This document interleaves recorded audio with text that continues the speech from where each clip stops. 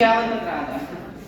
अभी आप लोग बता रहे थे ना। हाँ, फिर और वंश जो सोचे कभी क्वेश्चन नहीं पूछेंगे आपसे बस, तो ये किसी काम का नहीं है। अब 1451 से लेके कौन आया आपका? लोधी वंश। ये कब तक रहा?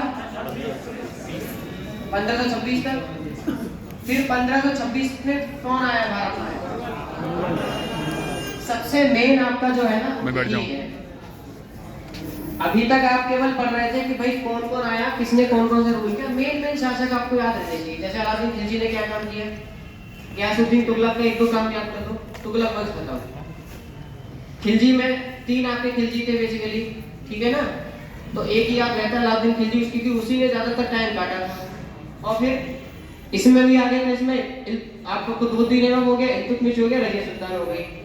इसके बाद कुछ और है नहीं इसमें। एक बलबन हो गया, लास्ट में बलबन भी आया था, ठीक है ना, जिसने जो दास व्यवस्था थी उसको शुरू किया था, समाप्त किया था।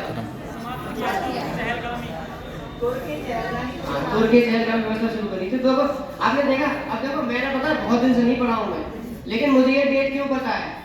केवल इसलिए पता है क्योंकि सीक्वेंस में कहानी के रूप में है। तो मेडिवल आपको कहानी के रूप में पढ़ना है, और जब आप पॉलिटी को, जब आप घटना चक्र पढ़ोगे ना इसका, आपको एकदम ऐसे ही समझ में आएगा। इतना ही पढ़ना। देखो मेडिवल खत्म।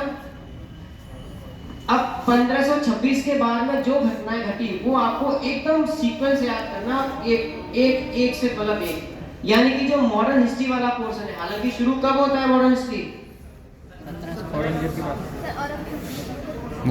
औरंगजेब की डेथ के बाद। मुस्लिमों को, मुस्लिम जो हुए थे, अरे मुस्लिमों को वो हुआ था, मुस्लिम खत्म हुए थे तब यार 1707 में। मुस्लिम खत्म हुए थे, मुस्लिम साम्राज्य खत्म हुआ था। मुगल साम्राज्य, देखो मुगल साम्राज्य का पतन, 1707 तक कौन चला था? मुगल साम्राज्य का पतन का हुआ था सर, स्टार्टिंग हुई थी। 1506 में बाबर आया, 30 में निपट लिए। फिर हुमायूं आए 1555 में, सरहिंद के बाद हो गई खत्म। हुमायूं के बाद कौन बने? 1556 में अकबर, 1605 तक रहे। 1605 से 1627 तक कौन रहे? इनके बेटे, क्या नाम था उनका? जहांगीर।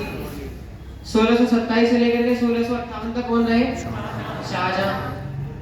युद्ध बीच में लड़े बहुत सारे। और 1658 से लेकर 1707 तक कौन रहे? औरंगजेब। फिर औरंगजेब के बाद में छोटे छोटे शासक ऐसे आए